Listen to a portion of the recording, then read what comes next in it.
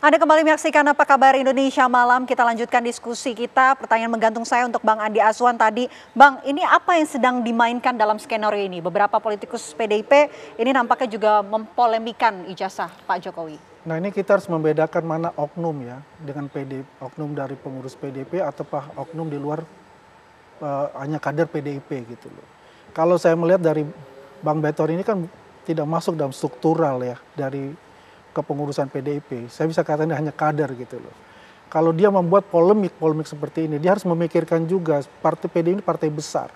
Dia mengatakan bahwa semua, ya mungkin garis besarnya paling mayoriti dari bupati, wali kota, atau gubernur dari PDIP itu nyetak ijazahnya di Pasar Pramuka. Kan ada statement seperti begitu. Nah ini kan membuat suatu persepsi yang negatif buat partai PDIP nantinya kan. Orang kan bertanya-tanya apakah ini nantinya ini diorkestrasi oleh PDIP, sebetulnya ini semua yang terjadi masalah ijazah. Kan begitu, kan tidak baik sebetulnya buat PDIP juga.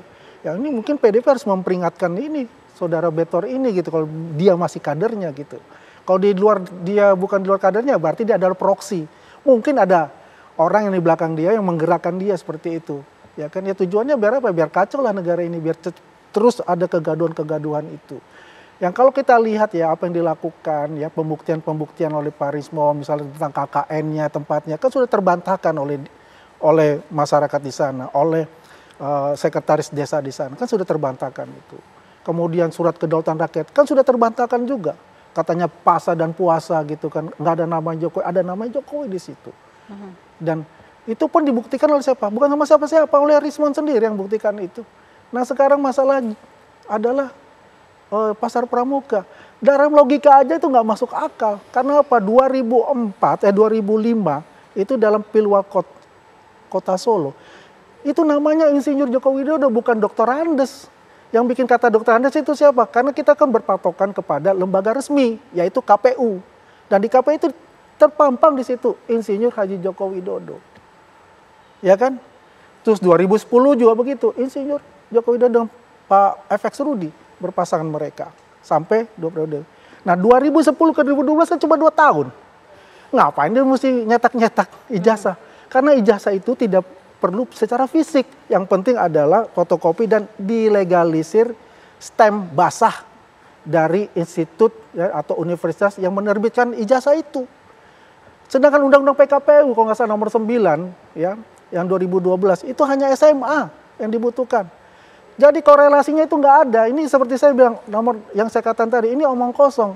Hanya mencari popularitas atau pansos untuk saudara Betor itu. Dan perlu diketahui, Bung Betor ya, ini jangan bawa-bawa nama PDIP lah di situ. Ya, karena kalau Anda bawa nama PDIP bisa tercemar dengan argumen-argumen Anda atau asumsi saudara itu. Oke, selain nama PDIP juga ada nama Prof. Paiman yang juga disebut. Ya. Nah, kalau Pak Paiman, saya paham juga, saya kenal baik juga, ya. Jadi di Borobudur 22 itu ada 2 divisi. Ya, satu relawan. Pak Paiman sedulur Jokowi, di situ ada RKIH, ada GK, ada macam-macam. Kalau saya di divisi di partai Gerindra dan PDIP.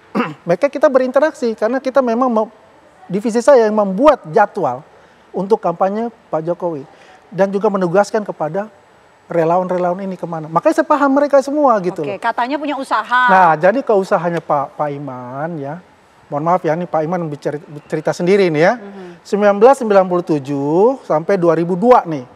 Ya, dia punya cetakan di sana di Pasar Pramuka 2002. Karena begini, menurut beliau itu mendapatkan dana itu ya untuk dia kuliah ya dari situ cetakan itu yang dia buat. Kemudian setelah dia diangkat sebagai kepala prodi ya jurusan administrasi negara itu di Universitas Mustopo Beragama dia berhenti. Bayangkan 2002 dia bilang 2012 katanya ada cetakannya yang dibuat oleh Pak Paiman. Ini lagi nggak masuk akal lagi gitu loh. Ya. Jadi sudah tidak ada usaha yang dijalankan oleh Prof. Paiman di tahun 2012. Oke. Tidak ada itu. Baik, saya mau ke Bang Petrus kalau begitu. Bang Petrus, ini sudah dibantah nih oleh relawan Jokowi mengatakan bahwa tidak ada keterlibatannya begitu. Dan juga apa yang disampaikan oleh Bang Bitor ini juga berbanding terbalik dengan apa yang disaksikan oleh Bang Andi Azwan. Iya, jadi pertama soal Pasar Pramuka itu sebuah fakta ya. Di sana itu orang yang sarjana benar-benar, sarjana tidak benar, antri itu pada zaman itu untuk memesan skripsi, memesan formulir untuk ijazah, macam-macam. Semua bisa mereka lakukan di pramuka itu. Kemudian kita juga ingat bahwa di tahun 2000-an itu disinyalir ijazah palsu di kalangan pejabat publik khususnya terkait dengan pilkada, pileg, ya, itu banyak sekali. Jadi informasi tentang ijazah palsu di kalangan pejabat publik itu sampai hari ini belum tuntas. Jadi kalau sekarang muncul isu bahwa ijazah Jokowi itu dicetak di pasar pramuka, ini seharusnya menjadi informasi yang berharga buat Polri. Baik Bareskrim yang melakukan penyelidikan atas laporan TPWA maupun Polda Metro Jaya yang saat ini melakukan penyelidikan atas dugaan pencemaran nama baik yang dilaporkan oleh Jokowi. Jadi kalau kita membantah bahwa ini omong kosong atau ini benar, ya harus dilihat bahwa itu pramuka itu terkenal. Orang benar, orang rusak semua antri di situ untuk mendapatkan skripsi, untuk mendapatkan ijazah, untuk mendapatkan SK ini, SK itu semua bisa dilakukan di pramuka.